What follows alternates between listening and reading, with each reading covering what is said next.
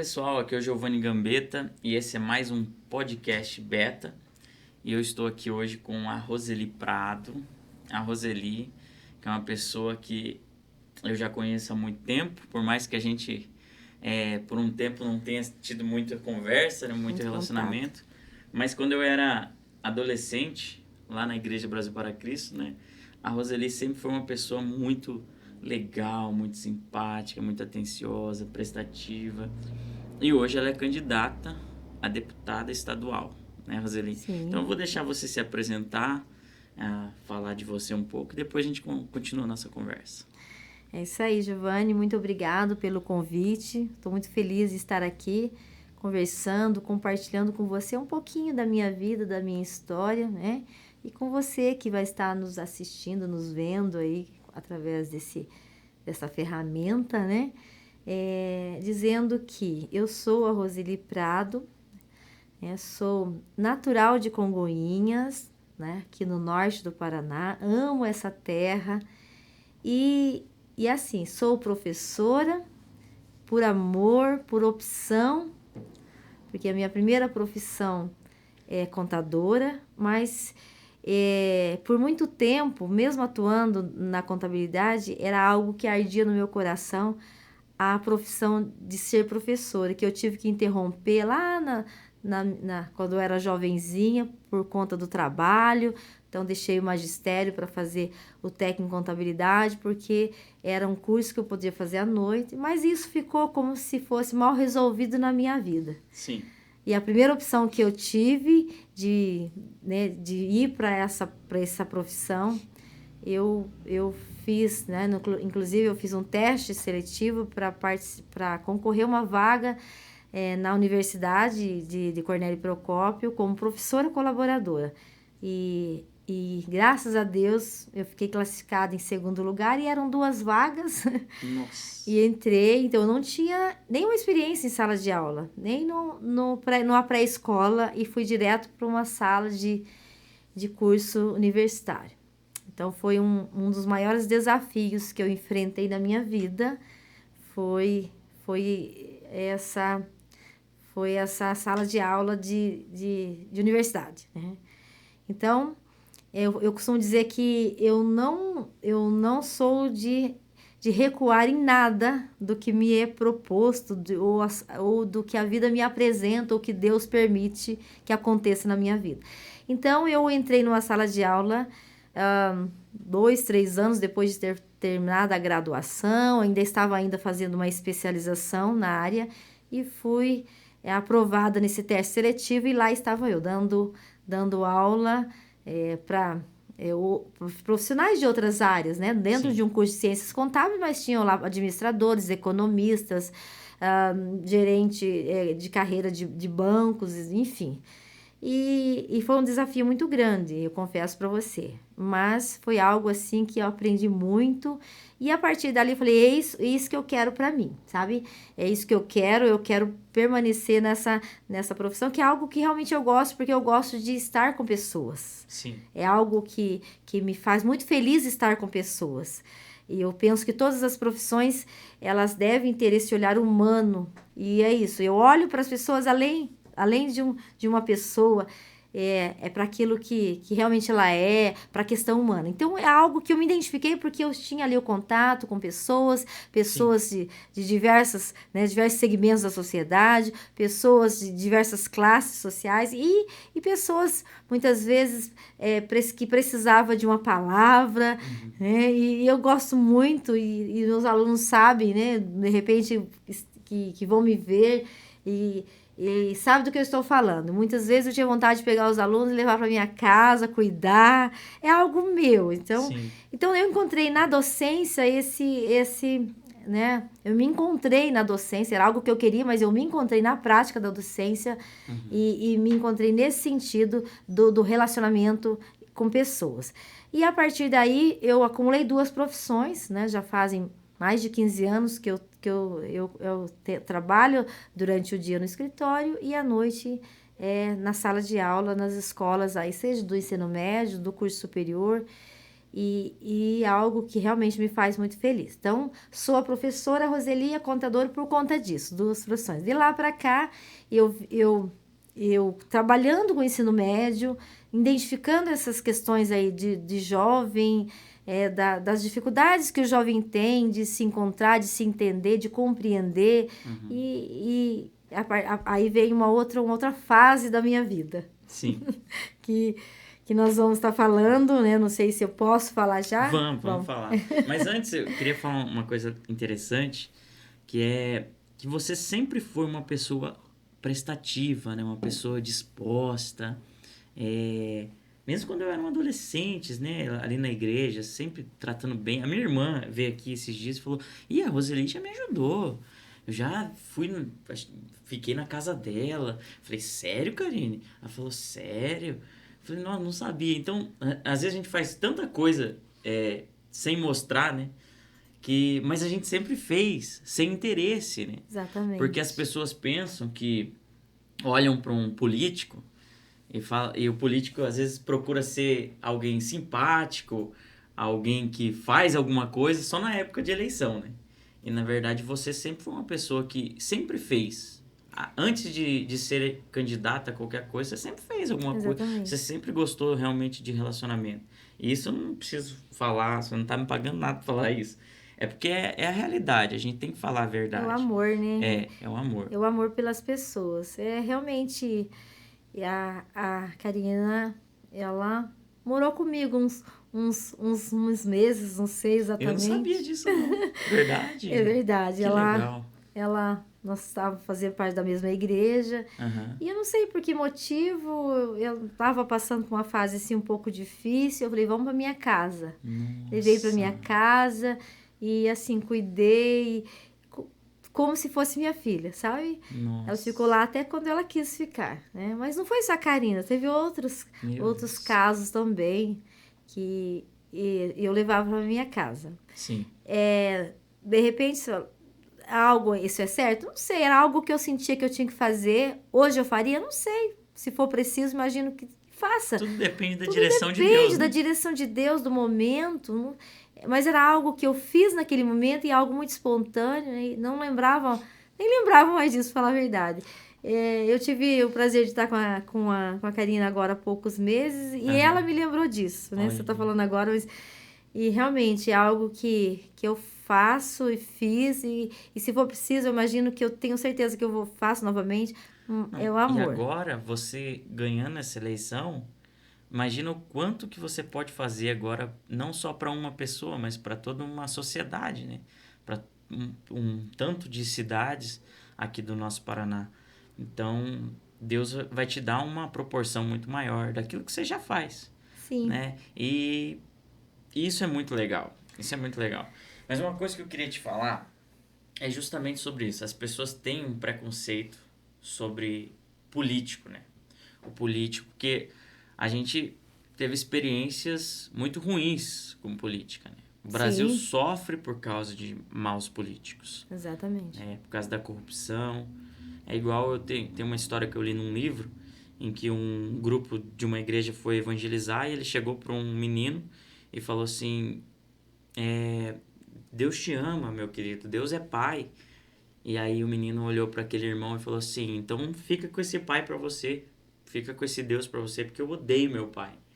Então ele tinha a imagem do pai, de paternidade, deturpada, né, corrompida, porque provavelmente ele teve um pai muito ruim, não sei como foi o pai dele, mas não foi um pai verdadeiro, um pai bom, né? E as pessoas acabam corrompendo a essência das coisas. Sim. E a essência da política foi corrompida, né? As pessoas acham que você está se candidatando por interesse, né? As pessoas têm esse preconceito, isso. Né? Tem muito isso. Porque quero se dar bem, mais ou menos nesse sentido. E o que você acha que a gente deve fazer? Você acha que tem como a gente recuperar a verdadeira política? O que você pode dizer para nós sobre isso? Sobre o que é a verdadeira política? Sim. E como que a gente pode, através das nossas atitudes, mudar isso? Sim. Primeiro que eu vim para a política foi algo muito natural, como tudo na minha vida. Tudo acontece muito naturalmente. Eu não tinha, eu não almejava isso. E isso aconteceu naturalmente. Quando antes de responder a sua pergunta, só Sim. fazendo uma contextualização. Eu recebi o convite para sair como candidata a prefeita em 2020. Uhum. Eu já prestava um serviço, vamos falar assim, vinculado à política em relação aos alunos do ensino médio. Eu sempre falo isso porque eu vi a necessidade de trabalhar essa temática junto com os alunos, porque eu entendia que eles não tinham essa consciência política que precisamos ter como indivíduo, como cidadão, porque se nós nos omitirmos das nossas responsabilidades, nós vamos estar entregando nas mãos de outras pessoas aquilo que nós, né, devemos escolher, a nossa responsabilidade. Alguém vai escolher por nós. Então, eu Sim. falava muito isso para eles, levava eles na Câmara de Vereadores, mostrava para eles o que era uma democracia representativa, e falava que nós temos que ter esse senso de responsabilidade, porque se eu não escolher alguém que me represente, alguém vai ser escolhido e essa pessoa, de repente, não vai te representar da forma que você gostaria. Então, fazendo esse trabalho, eu, na verdade, fui percebendo que eu precisava também sair da minha zona de conforto e prestar ou dar a minha contribuição na política, no sentido de ajudar. Porque se eu entendo que algo precisa ser feito e não faço, eu também estou errando. E a palavra de Deus diz isso, né? É verdade. Aquele que sabe o que tem que fazer e não faz, né, comete pecado, não é isso? Pecado, exatamente. Então, nesse sentido, eu comecei a participar de uns grupos, de algumas reuniões, e lá surgiu o meu nome, né, como provável candidata na época, e passamos por um processo, e se efetivou, fui candidata, e nós tínhamos uma visão assim diferente do sistema político, a forma de fazer política. Nós estabelecemos que iríamos fazer de uma forma diferente, buscar essa essência, que já vou responder a sua pergunta. Uhum. E as pessoas falavam, não, você não vai conseguir, porque não existe outra forma de fazer política, principalmente em uma cidade pequena, os vícios da política, o tomar lá da cá, a troca, a compra de votos e tudo mais. Não, eu falava, não, eu preciso sim, eu acredito que é possível, então eu vou em busca desse meu sonho, da forma com que eu acredito. Aí eu era muito mal compreendida, porque você não vai chegar a lugar nenhum, e eu falava, não tem problema. Quantas vezes eu chegava na casa das pessoas e eu falava, as pessoas falavam, você não vai ter voto. Eu falava, se eu tiver o meu e o do meu esposo, eu estou contente.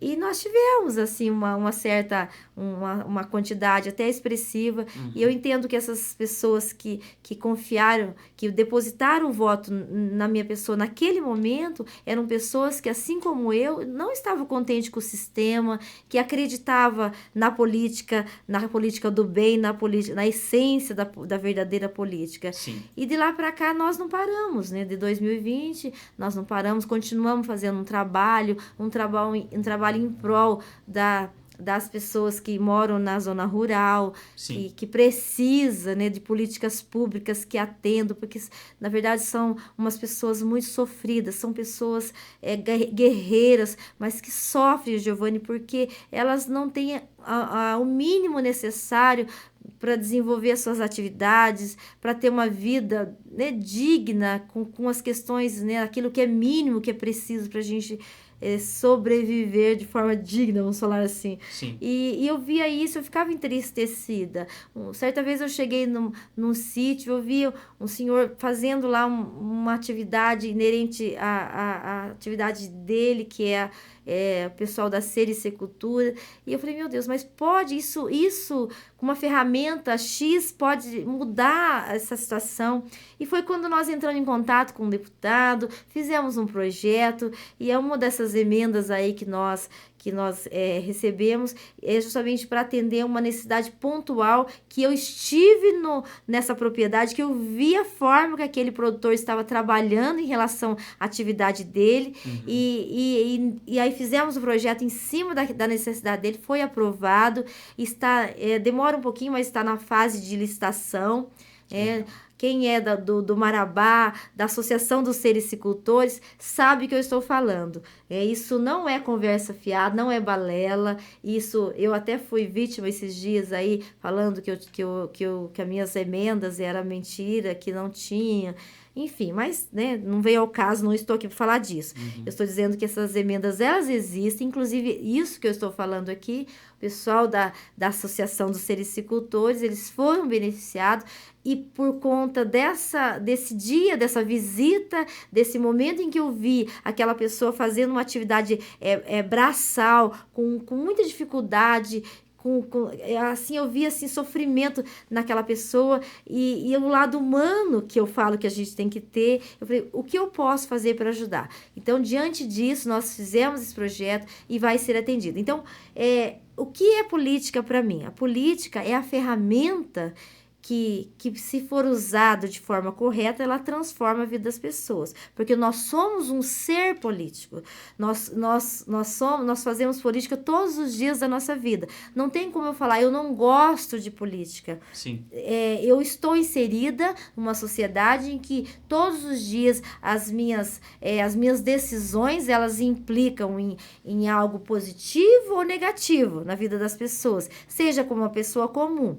E se eu for uma pessoa inserida na política, através da política eu posso transformar a vida das pessoas, fazer com que as pessoas, né, tenham, de repente, acesso, através de políticas públicas, a benefícios que ela, enquanto uma pessoa comum, teria mais dificuldade de chegar.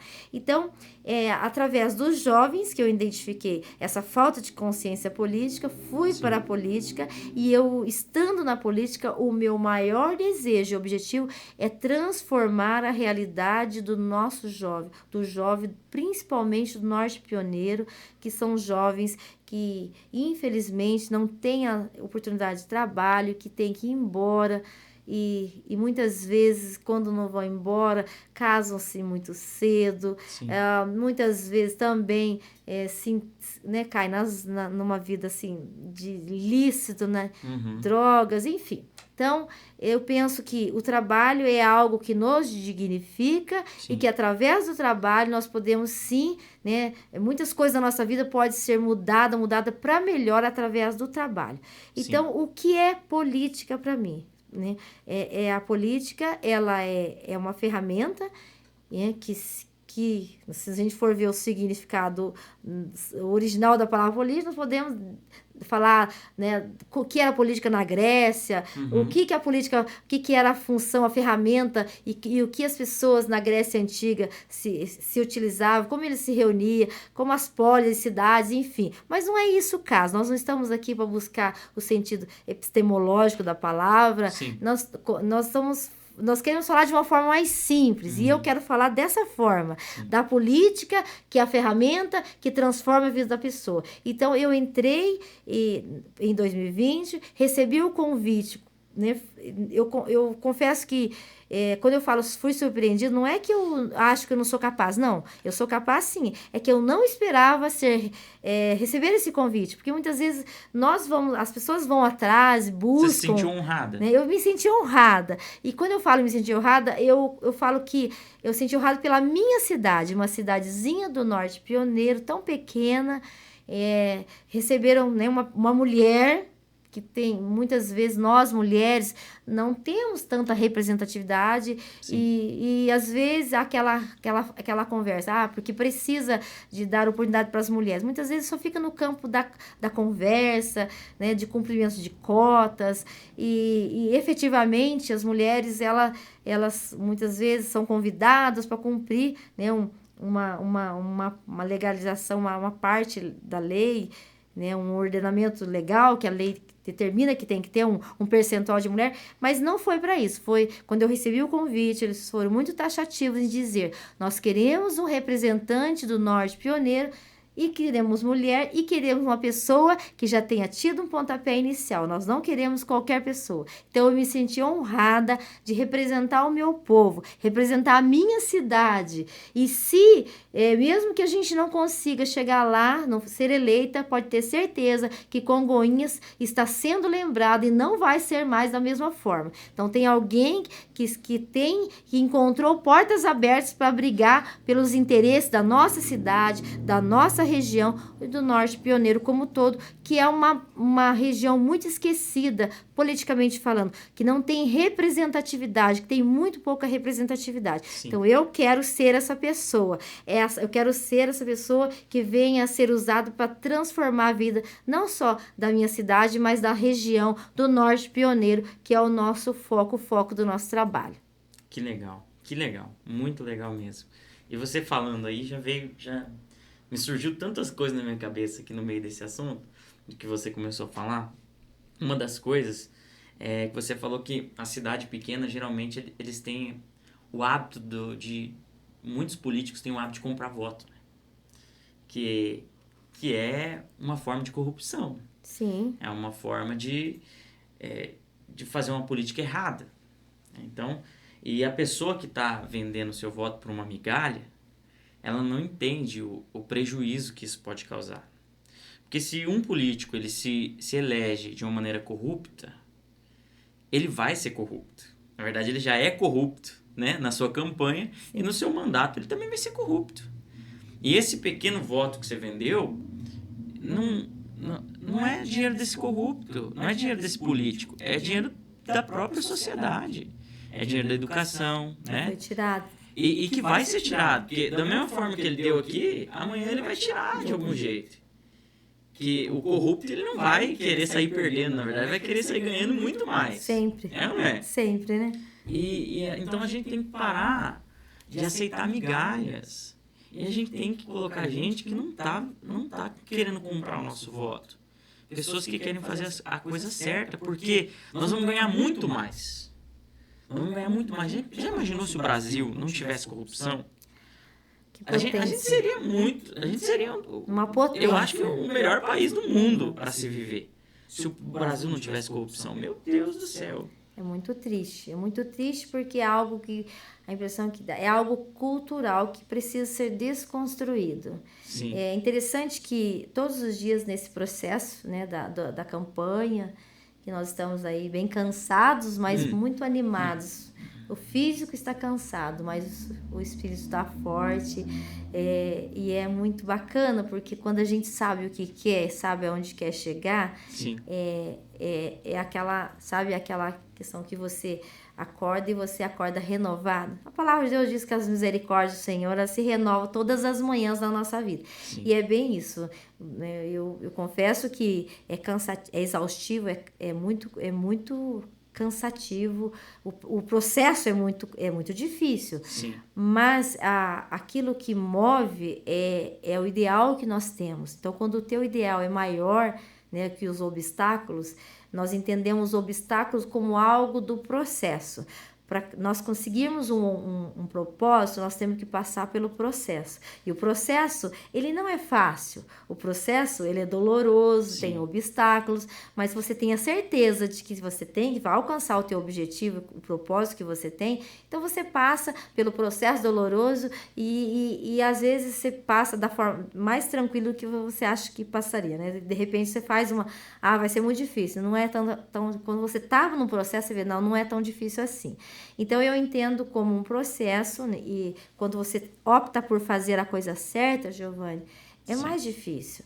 Eu falo para as pessoas com quem eu converso que eu coloquei o pé na estrada e eu não quero tomar atalhos. Então, pode ser que o meu caminho seja mais longo, mas eu vou chegar, eu tenho certeza que eu vou chegar porque eu sei onde eu quero chegar. Sim. E quando as pessoas chegam e falam, olha, você abastece, se eu colocar um adesivo, você coloca combustível para mim? Fala, não, meu amor, eu não trabalho assim. Acabei de falar isso com uma moça agora vindo para cá. Sim. Ela me abordou e falou, olha, se eu colocar um adesivo seu, você me abastece o meu carro? Falei, não, uma aluna que eu tenho muito carinho lá do passado, falei, não, meu amor, eu não trabalho dessa forma. Se você quiser trabalhar para mim, você vai trabalhar, né? E você vai receber a sua diária, né? Inclusive, uma outra pessoa falou, olha, eu tenho um talão de água, de luz aqui. Eu falei, não, se você quiser trabalhar, eu falei a mesma coisa.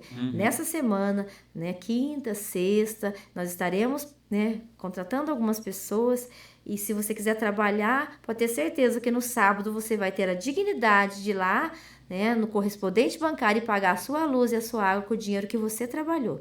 Mas se o preço do seu voto for eu pagar o teu talão de luz ou você colocar o adesivo no meu carro, então, infelizmente, eu vou ficar sem o seu voto.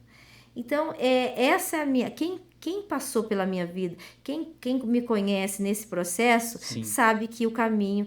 E aí as pessoas falam, mas você não vai chegar. Eu falei, não tem problema, porque se for para eu chegar com esse objetivo, dessa forma, eu também não quero chegar. Que maravilha. Então, que assim. maravilha. E, nossa, isso é muito interessante, né?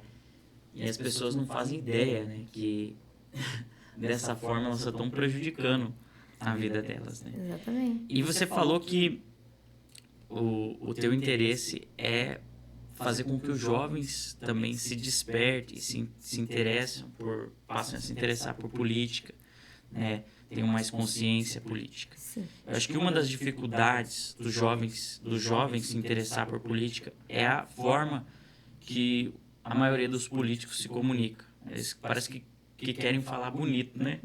E acabam falando complicado. Acho que uma mensagem, uma boa comunicação, ela precisa ser eficaz. Ela não tem que ser complicada, ela tem que ser eficaz, ela tem que cumprir o seu propósito. Então, você pega, por exemplo, um discurso da Dilma, misericórdia, né? Você fica mais perdido ainda. Mas, igual tinha um personagem na Praça Nossa, né, o João Plenário, que ele era famoso por argumentar. Não falar nada. E, de repente, você tá prestando atenção, você até acha bonito, né, a pessoa falando. Mas, se perguntar o que você entendeu, eu não entendi nada. Então, eu acho que isso é uma dificuldade, né? Você pega, igual, antigamente, alguns cultos que a gente ia na igreja, a maioria dos adolescentes dormia na igreja, porque, pelo amor de Deus, é um negócio tão chato. Hoje em dia, não, né? Hoje em dia, muitos pastores que são mais jovens, o pastor Cláudio Duarte, né? Ele fala de uma maneira tão simples, tão engraçada, e isso faz com que a gente... alcança, né? E alcança, e é super eficaz. Transforma vidas. É o evangelho falado de uma maneira descomplicada. E eu acho que a política, ela deve ser de uma maneira descomplicada também. Quando você falou na questão da política, que as pessoas, elas né, você deu o exemplo do pai, do filho que... Sim. E é isso, eu entendo dessa forma também. As pessoas estão, na verdade, as pessoas estão desacreditadas, né, com tantas coisas ruins aí que os políticos, ao invés de né, se importar com os interesses coletivos, eles se importam com interesses, né, são interesses individuais se sobrepondo aos interesses coletivos. Ou seja, é eu primeiro e depois que sobrar para os outros. Então, e aí, são tantas promessas vazias, e quando você fala em falar difícil, as pessoas, né, tapinha nas costas, aquela pessoa demagogo que fala, mas não fala nada de prático, de objetivo, de concreto. Então, a gente precisa descomplicar mesmo. Precisa falar a verdade para as pessoas, o sim, sim, o não, não. E, de repente, mas não é assim que faz política. Eu ouço muito isso. Não, você não ganha política dessa forma. Então, eu volto a dizer, se for para eu ganhar dessa forma, eu também não quero ganhar. Então, a gente precisa, sim, falar de uma forma que as pessoas compreendam, fazer com que as pessoas tenham novamente o desejo de se envolver na política, e principalmente os jovens. E isso é o meu desafio, de fazer com que os jovens se interessem, que os jovens entendam que ele é um ser político, né, que ele pode também, através da vida dele, e usando a ferramenta da política, transformar a vida das pessoas, porque nós não podemos, nós não podemos deixar que os jovens estejam tão alheios a esses assuntos tão importantes que diz respeito à vida de todos nós. Sim. Então, quando uma pessoa, ela troca o seu voto e não entende que isso, ela vai ter que esperar 4 anos para tomar uma decisão tão importante, Meu Deus, é muito sério. Então, eu vendi o meu voto, mas e daí? Será que esse valor que você vendeu, se dividir por 12, 24, 36, 48 meses, o que isso representa, né? Porque essas pessoas que compram o voto é porque o dinheiro veio fácil. Ninguém vai lá pegar um patrimônio, um bem que você lutou, que você trabalhou para conseguir vender e se desfazer disso para entregar, para dar para as pessoas. Não, ninguém vai fazer isso. Se está dando, se está distribuindo, é porque é algo que não é dele, que não foi ganho com o suor dele. Então, é muito fácil você dar algo que não lhe custou nada. É nesse sentido. Então, quais têm sido as práticas dos teus, né, dos políticos que você tem escolhido? Quais têm sido as práticas? Você tem sido aquela pessoa que fala aquilo que a gente quer ouvir? Porque muitas vezes aquela pessoa, os políticos já sabem, né? Ele vem com aquela conversa, ele fala aquilo que as pessoas querem ouvir. E nós não somos acostumados muitas vezes de ouvir aquilo que nós precisamos. O nosso ego gosta de ouvir aquilo que nós, né, em cima das nossas carências, das nossas necessidades, e as pessoas vêm e nos enganam. Quando eu falo nos engano, engana a sociedade. E aí vem novamente daqui 4 anos e faz as mesmas promessas vazias. Não, dessa vez vai ser diferente. E aí passa mais 4 anos e dessa vez vai ser diferente. Então eu entendo que nós devemos ser, né, ir à contramão de tudo isso. Sim. Então, a minha forma de fazer e de pensar política é por aí. Se as pessoas entenderem isso, eu coloquei o meu nome à disposição, porque confesso que eu não precisava estar passando por esse processo. Sim. Porque é algo que, nesse momento, eu entendo que é algo que é mais algo que negativo do que positivo na questão pessoal. Né? Você não tem tempo, né? Eu estou aqui estendendo o horário de um dia todo. Não fui para minha casa, Nossa. Eu não tomei o meu café da tarde da forma que eu gostaria, eu não estou lá vendo a televisão, o programa que eu gostaria. Então, quando você se dispõe a estar num processo desse, você não tem vida própria, a tua vida não é sua. A minha mãe tava fazendo maquiagem lá na Eloana, e daí eu passei lá, o Masterson me chamou, e aí eu desci lá e aí ela falou assim, a minha mãe já foi lá no podcast? Eu falei, ainda não. Aí ela falou assim, não, eu não vejo a hora disso acabar, porque eu não consigo nem conversar com a minha mãe. Então, tá vendo? Você Nem a sua não consegue família. Conversar nem com os filhos direito, de tão empenhada que você tá nesse processo. E deve ser muito doloroso mesmo. E o que você tava falando sobre essa questão das pessoas venderem o seu voto, essas mesmas pessoas que vendem o voto, elas reclamam dos políticos corruptos, né? No dia a dia, depois da eleição, você vai ver essas pessoas falando, política é tudo igual, e não sei o quê, e reclamam de político. E na verdade, tem uma frase que diz assim, se você não gosta do que você está colhendo, muda o que você está plantando. Muda o que você está plantando. Né? E o nosso voto são sementes. Né? E as pessoas, o que elas estão fazendo com a semente? Elas estão comendo a semente. E quando você come a semente, você não planta, né? Você satisfaz uma necessidade momentânea, mas você não entende que aquela semente vale muito mais do que essa necessidade momentânea. Então, eu acredito que nós precisamos renovar os políticos, e o nosso voto é a ferramenta. É a ferramenta que a gente tem, é a força que a gente tem.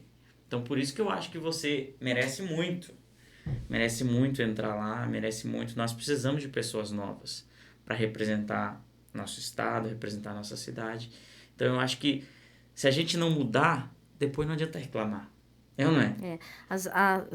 Se você não fizer, né, escolhas diferentes, você vai ter sempre os mesmos resultados, né? Exatamente isso que você falou.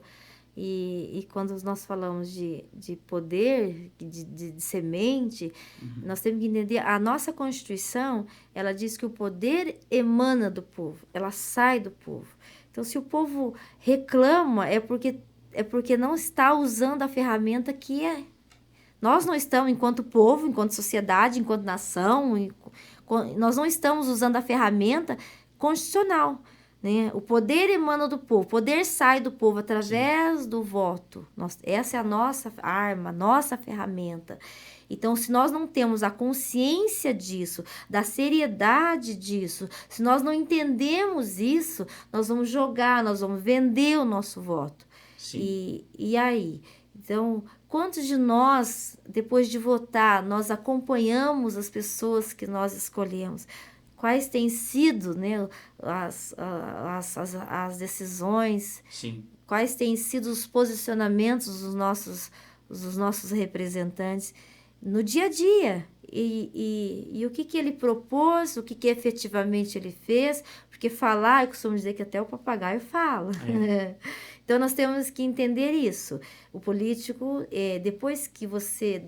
Né, que nós, enquanto cidadãos, nós depositamos o nosso voto, nós elegemos, nós também temos a responsabilidade de acompanhar. E o que acontece é assim, não, você tem que votar no candidato do grupo A, do grupo B, você tem que votar na pessoa que outra pessoa está indicando. Não, eu tenho que votar na pessoa em que eu conheço, em que eu sei quem é, Com em certeza. que eu sei as pautas que ela defende, né, o que ela sabe sobre política. Se ela não sabe nem as atribuições do cargo inerente à função que ela está requerendo, e é isso que a gente vê, porque para ser político não precisa ter formação. Uhum. Se você prestar um concurso de gari, você tem que ter uma formação mínima acadêmica, né? E por que um político, ele pode ser um vereador, ele pode ser, ele pode ser lá um membro do executivo, do legislativo, de qualquer, né, não tem um requerimento, um requisito mínimo na questão acadêmica aí, que fala, não, você precisa de... Esse é um requisito mínimo. Então, nós precisamos, sim, de uma reforma política que reveja isso, que mude essas questões, porque não é mais possível que a gente aceite isso, né? Vamos imaginar... não precisa ir muito longe, vamos imaginar, a nível de município. É fácil nós conhecermos as pessoas que nós estamos votando, o que essa pessoa faz, né, quais os conhecimentos que ela tem sobre as atribuições que vão ser requeridas de acordo com o cargo que ela está requerendo. Então, é muito fácil. Nós temos que também é culpa nossa, enquanto cidadãos, não acompanhar isso, não cobrar. Nós temos que cobrar, acompanhar. E aí, qual que é, né, eu falo assim, o resultado de tudo? 4 anos se passaram. A pessoa que você escolheu, ela não desenvolveu aquilo que você esperava, ela não te representou da forma que você desejava. Não vote mais. É a nossa arma. Com certeza. Né? Demita, né? Porque o político é um funcionário do povo. É um funcionário. Se não tem sido um bom funcionário, tá trazendo prejuízo para sua empresa, por que você vai manter ele na sua empresa? Né? Não tem porquê. Políticos de estimação. Políticos de estimação. Se torna um ídolo, né? Um peso, e se torna um peso para a sociedade. Você falou uma coisa interessante, que você falou assim, ó, se for para me eleger dessa forma, eu prefiro não me eleger. Exatamente. Porque melhor do que ganhar é não se perder. É não se perder. Eu penso, olha, exatamente isso. Melhor do que ganhar é não se Nem perder. sempre então, ganhar é ganhar. Melhor eu perder a eleição do que perder o meu coração e os meus princípios, né? Que vale muito mais. Né? Que vale muito mais do que você ganhar a eleição. E isso é algo inegociável. Eu sou uma pessoa que defendo princípios e valores, que eu entendo que a família ela é a célula, a base da sociedade, que a família indo bem, a sociedade vai bem, ela é a principal instituição social. A família é a principal instituição social. Então, eu imagino assim, se você tem uma família forte, são 3 pilares do ser humano, né? Eu imagino, né? Família...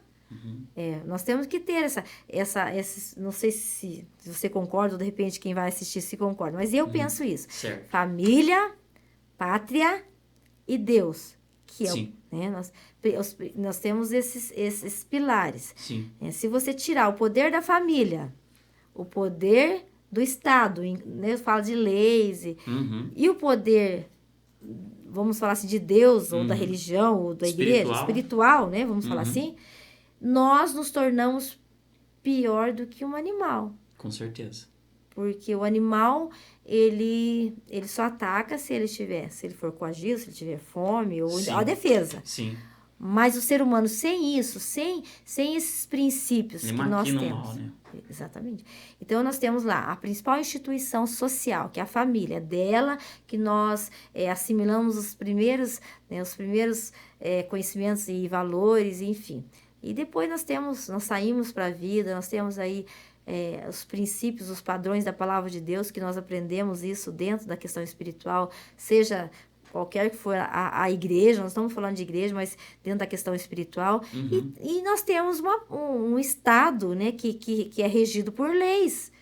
E se nós não entendermos que nós precisamos respeitar esses pilares, nós temos que ser, né, quando, vamos lá, normatizado por isso, nós somos piores que animais, né? Então, a família tem que ter o seu papel, né? A questão espiritual, nós temos que ter o temor de Deus e nós temos que respeitar as leis. Sim. Né? Quando um sistema de governo ele vai contra esses 3 pilares, a negação do Estado, a negação da família e a negação da religião ou da igreja ou da questão da espiritualidade, e aí o que sobra? Meu Deus. Sobra nada. Né? Então, eu defendo sim, os princípios e valores cristãos, a família, o papel da família, né? Essa é uma posição e são valores inegociáveis. Então, quando você entende isso, as coisas ficam mais fáceis, né? Que legal. Isso é fundamental. Eu costumo dizer que o ser humano sem Deus, ele não tem valor. Não tem valor. Tem até um versículo na Bíblia que diz... temos um tesouro guardado em vasos de barro, para que a excelência da grandeza seja de Deus e não de nós. Então, a Bíblia compara o ser humano com um vaso de barro, um vaso sem valor. Mas também diz que tem um tesouro dentro. E esse tesouro é a presença de Deus.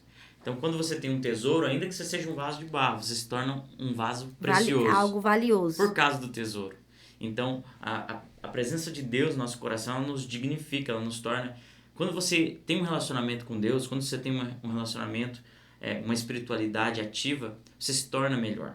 Ela nos enobrece. Enobrece. Você se torna um melhor pai, um melhor trabalhador. Um melhor cidadão. Então, isso é muito importante. Eu acho que é fundamental. Uma coisa que você estava falando, até agora que tem um branco. Porque quando você tem esses princípios e você leva isso para...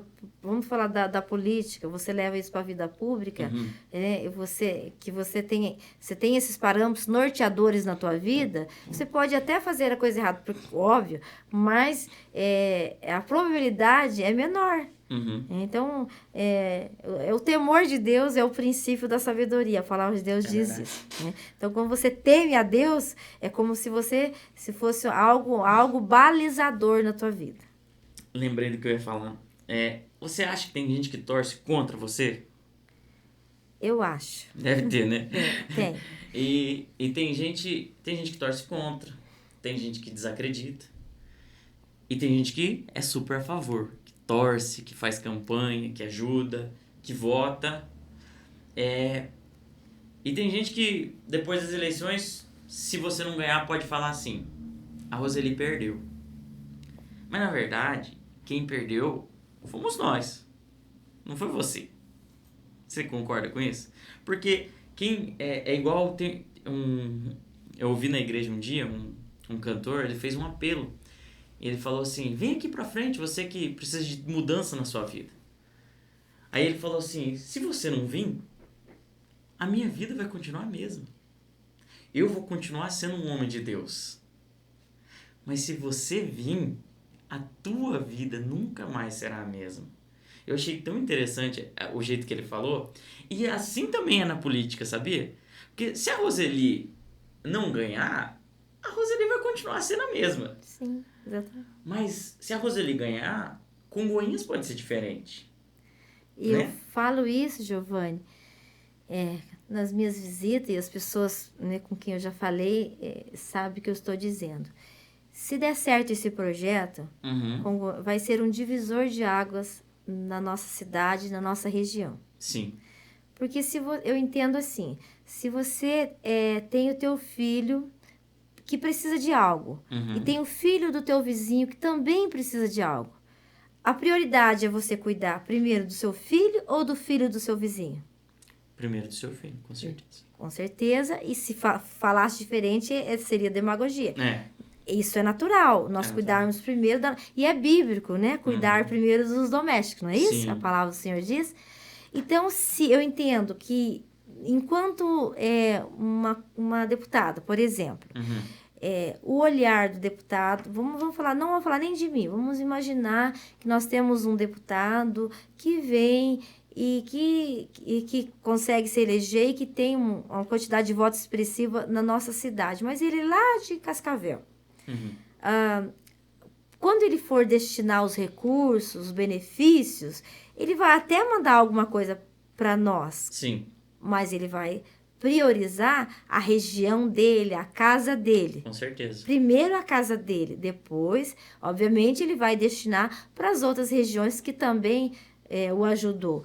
E quando eu falo que eu sou uma representante do Norte Pioneiro, isso significa que nós delimitamos um espaço geográfico, perímetro. Sim. Então, diferente de outros deputados, por exemplo, que trabalham no estado inteiro, nós delimitamos um espaço menor, porque se esse projeto der certo, nós vamos ter compromisso primeiro com esse espaço que nós delimitamos para trabalho, que seria a nossa casa. Sim, com certeza. Então, imagine que isso seria um divisor de água nesse sentido. Se der certo, nós estaríamos cuidando primeiro da nossa casa, da nossa cidade, da nossa região. E é algo que eu entendo que precisa ser cuidado. A nossa região, por muito tempo, não tem representatividade. Vêm os deputados, eles vêm de fora e eles levam nossos votos, e eles devolvem sim, mas de uma proporção muito melhor daquilo que nós precisamos. Sim. Não é nem que nós merecemos, nós precisamos. Sim. Porque o Norte Pioneiro precisa de representatividade. Se você olhar a questão do desenvolvimento, a questão da questão econômica e social do Norte Pioneiro, está muito aquém, né? Está muito daquilo que deveria, e também em relação às outras regiões. Se você analisar aí, analisa Curitiba como ela era 10 anos atrás e como está hoje, analisa Sim. Londrina como era 10 anos atrás e como está hoje, e analisa o nosso Norte Pioneiro, as cidades circunvizinhas, aqui cidades pequenas. Sim. Se você pensar, são as mesmas cidades de 10, de 15 anos atrás. As diferenças, né, o progresso, o desenvolvimento foi mínimo. Sim. Em relação a outros centros maiores. Você concorda comigo? Com certeza, com certeza. Você, nessa campanha, você chegou a visitar muitas cidades, né? Nós estabelecemos para visitar 45 cidades. Nossa. Que faz parte da mesorregião do Norte Pioneiro. Certo. Mas confesso que nós não conseguimos chegar. Sim. Nem mais ou menos metade das cidades nós chegamos. Mas assim, hoje nós temos a ferramenta aí, né, da internet, que eu tenho certeza que onde eu não consegui chegar de forma física, sim, a internet hoje chega, apesar que é muito concorrido, né? Sim. Mas mesmo assim, eu entendo que tenha chego, sim.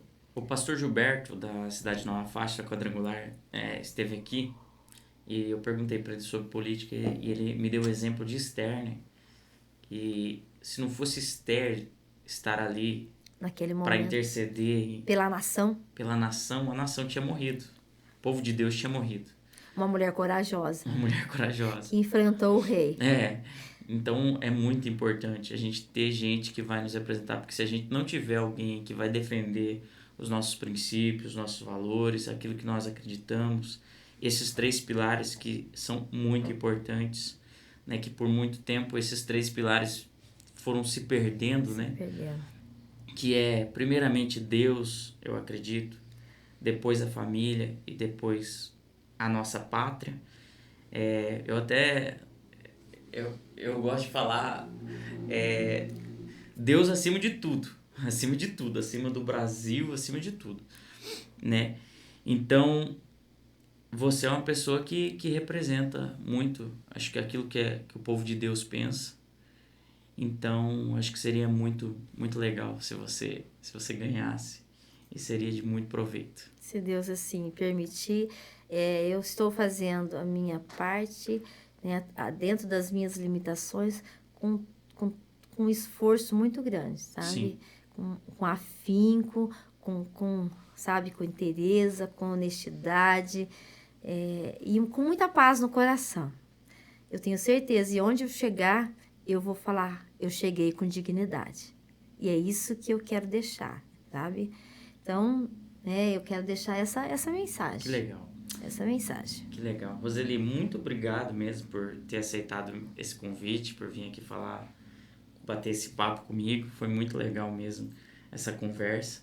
Espero que você aí tenha gostado de todos esses assuntos e nós vamos ter outras conversas. Eu quero chamar você de volta para vir aqui depois para a gente conversar.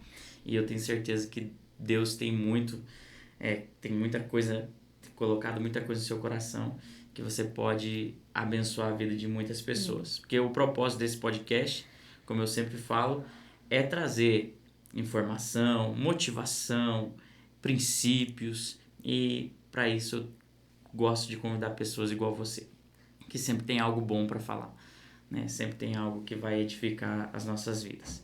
E para encerrar esse momento, eu vou deixar você dar uma última palavra, né? Pode falar aquilo que você quiser e fique à vontade. Muito obrigada. Eu quero falar com você, né?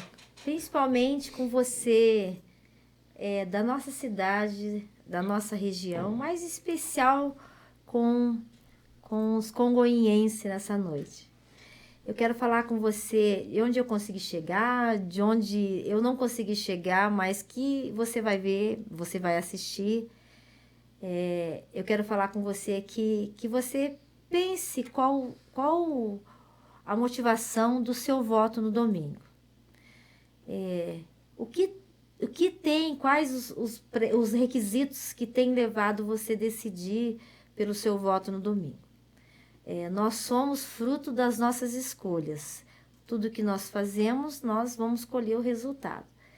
Eu confesso, né? Tem muitas pessoas, muitos nomes, tem nomes muito bons concorrendo a esse pleito. Mas eu quero falar de mim. Eu sei que Deus colocou isso no meu coração e eu não tenho dúvida disso, que se eu chegar lá, eu tenho muito a acrescentar. Porque tem algo que arde dentro de mim, que é o amor pelo ser humano. Isso eu tenho certeza que faz toda a diferença. Então eu não quero ser mais uma política que entra, que faz promessas vazias e que, de repente, vira as costas para as pessoas que confiaram, que depositaram, né, a confiança e que depois vira as costas e esquece. Não, eu quero ser uma política que faz a diferença na vida das pessoas. Porque eu entendo que nós passamos pela essa vida para deixar um legado, para construir uma história. Se não for para isso, não tem sentido. Então, eu quero te pedir que você, no domingo, que você pense e reflita sobre o seu voto. E se você achar que você precisa de uma pessoa para te representar, que defenda, assim, os valores e princípios cristãos, que defende a família, que tem o temor de Deus no coração e que, com certeza, o Deus que me chamou, que me deu uma palavra lá de Davi e Golias, que quando eu me sentia assim, tão sozinha, numa das madrugadas, Deus me levou a refletir nessa passagem. E não tem ninguém fraco que não possa passar ou enfrentar. Não tem ninguém bom o suficiente. Nós temos um Deus que nos capacita. Então, na minha limitação, eu realmente não posso. Mas o Deus que está em mim, o Deus que esteve comigo em todos os momentos, né, mais difíceis da minha vida, eu tenho certeza que esse só é mais um desafio que eu estou enfrentando. Tantos outros desafios eu enfrentei e Deus me ajudou. Então, eu me coloquei à disposição e eu vou passar por esse momento, enfrentando esse desafio, mas não como algo meu, para mim, não.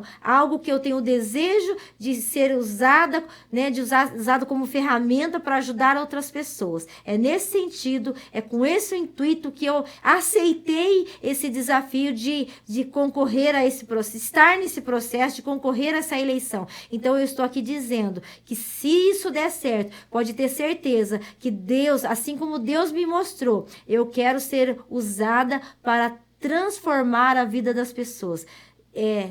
Isso nós podemos fazer nas pequenas coisas e alcançar as grandes. Então, domingo, me dê o voto de confiança, né? Vote lá, Roseli Prado, 10010. E se você for ver esse material depois de domingo, não tem problema. Saiba que você é um ser especial, que Deus te escolheu e que Deus tem um propósito na tua vida, que nós não nascemos e nós não estamos nesse mundo sem um propósito. Deus nos escolheu para um grande propósito. Nós temos uma história linda para construir, porque o que passou nós não podemos mudar, mas o amanhã está aí e nós podemos construir, escrever a história da nossa vida de uma forma diferente. Muito obrigada, Giovanni. Deus abençoe, viu? Amém, de nada. É isso aí, pessoal. Esse foi o nosso bate-papo. A gente tá gravando essa conversa dia 30, né? Hoje é dia 30, sexta-feira, 2 dias antes das eleições. Então, vai ser postado amanhã, dia 1º. Amanhã cedo já vai estar aí disponível para todo mundo assistir. E se você estiver assistindo depois das eleições, que você possa também ser abençoado e edificado através de tudo que a gente falou aqui. Então, Deus abençoe. Muito obrigado, Roseli. O Alfredo, que está aqui também ali operando as câmeras, né? Já demos até um trabalho para ele. Que Deus abençoe. Muito obrigada. E é isso. Deus abençoe.